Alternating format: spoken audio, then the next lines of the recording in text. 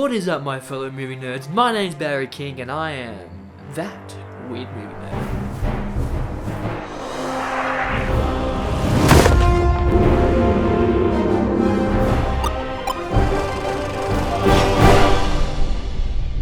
'19's Gemini Man, or as I like to call it, Gemini Man, because I'm quirky like that. Right off the bat, I've got to comment on the stunning visuals in this movie. I mean, of course there's going to be stunning visuals because Ang Lee is the director who also directed Life of Pi, which is one of the most visually beautiful, stimulating movies that I've ever seen. I love how cinematic they made their open aperture scenes. If you don't know what that means like the background isn't blurry, like you can see the character in focus as well as the background in focus. In some movies they use a low aperture, like 1.8, and you have the character in focus while all the background is blurry and you get this creamy bokeh. In this, there was a lot of scenes where they didn't have that creamy bokeh and you could see the character as well as the background, and I guess that's Ang Lee just saying, hey, I've got a visually stimulating, beautiful scene back there, you're gonna look at it. Wait, hang on, I just realized that wide aperture leads to a really blurry background, and a very closed aperture leads to a very open background, so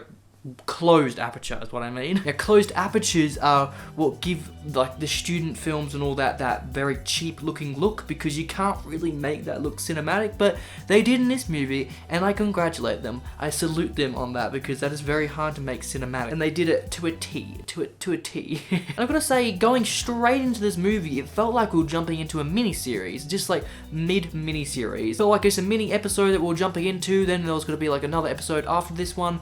And I've got to say that's what this whole movie actually felt like, was an episode from a bigger grand scheme of things, which is usually good. Like John Wick did that really well. We jumped into this world with this character and we didn't see anything develop. John Wick wasn't new to this world, we were discovering it as he led us through it, and that's kind of what happened in this movie.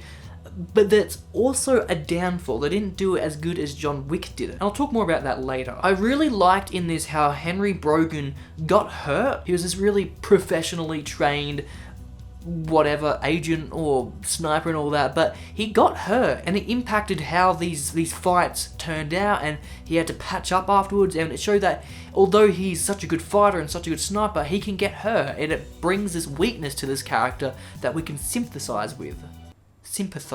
The supporting characters in this, although they're decent, they're very, very supporting characters. They don't bring too much to the table that helps Henry. They're very much there for Henry to talk to. So we just don't have these scenes when Henry's walking through and we don't really get any explanation to these bigger grand schemes and all this and the plans and all that. It's more just someone for Henry to talk to and also to give exposition. And I'm really, really glad that Henry and Danny, there wasn't like this whole love thing, this romance, and how they kissed at the end and they were in love. Like, I'm not sure if they were properly in love, but you could definitely see something happening between them, and I'm so glad that they didn't add that element in there, because it just would have felt so cliche, like, oh yeah, the guy's falling in love with a girl, he wants to save her because he loves her, and they're so bonded, and just all that crap. I'm glad they didn't add that into it. Alright, let's get into the main gunk of this film. Gunk? I've never used that before. The action. Now, the action is the defining feature of this film because it's an action film. And I've got to say that no, it's not there. They really tried. They really tried bringing that 120 frames per second in there, adding something new, but it's just, it didn't work. The punches didn't feel girthy at all, and I feel like that's because of the sound effects. It felt like they went for a more realistic route, which is good, but it's not Hollywood. With Hollywood, we expect big explosions, big girthy punches, but with this, it was just like slapping meat, which is what it's like in real life, but real life's boring.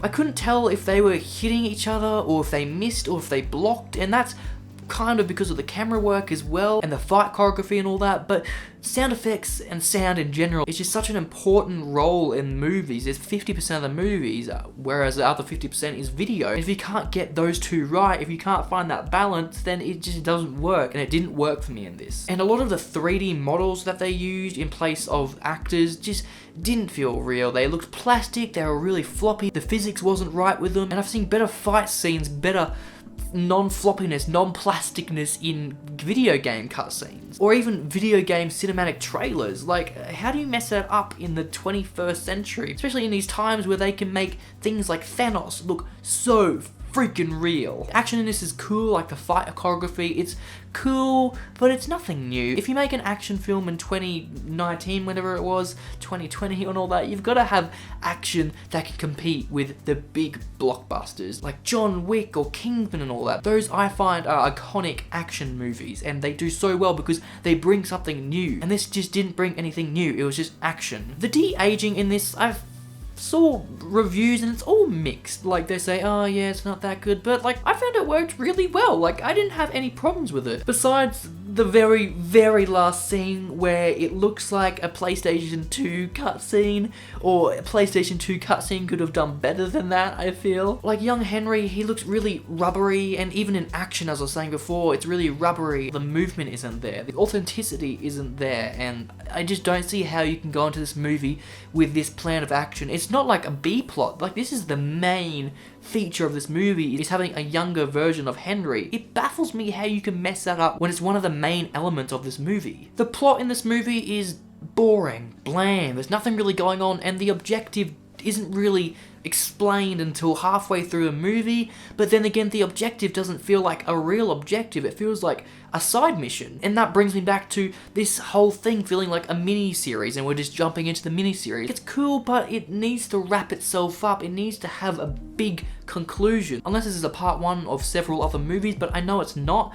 It just doesn't feel grand, like a grand movie, if you get what I mean. I can't really find the vocabulary to explain it, but that's as close as I can get. But one thing I really liked about this movie is that the antagonist's reason for doing all this is kind of justified. Like, I can find reason in his reason. Besides treating the clones like animals and all that, I can definitely see that, like, it's a Star Wars Clone Wars kind of thing, how you mass produce these clones that are built and bred for this warfare and all that, just so that actual people, even though clones are kind of people, don't have to come home from war with PTSD and all that. Like, I totally see that, and that's cool, and that's the whole plot around Clone Wars and all that in Star Wars, is you want to breed these people so that they're more equipped, better equipped for warfare, and also you don't have to risk the lives of actual born and bred people. Star Wars handles that a lot better because it actually gives lives to the clones, better moral to them and all that, if you get what I mean. Again, my vocabulary doesn't go that far, but if you can get what I mean,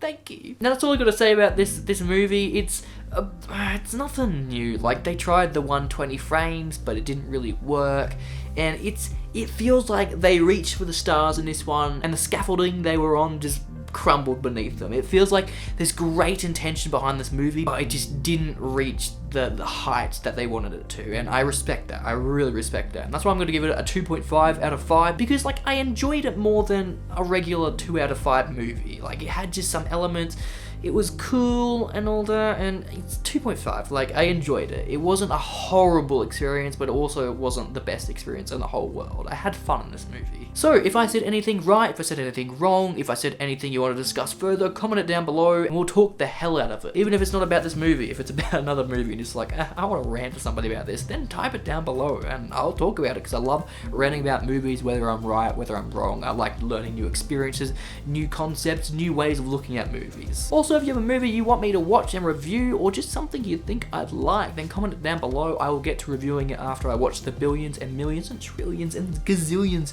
of movies I've got on my watch list. That was a mouthful. Thank you for watching this video, and I'll see you in the next review.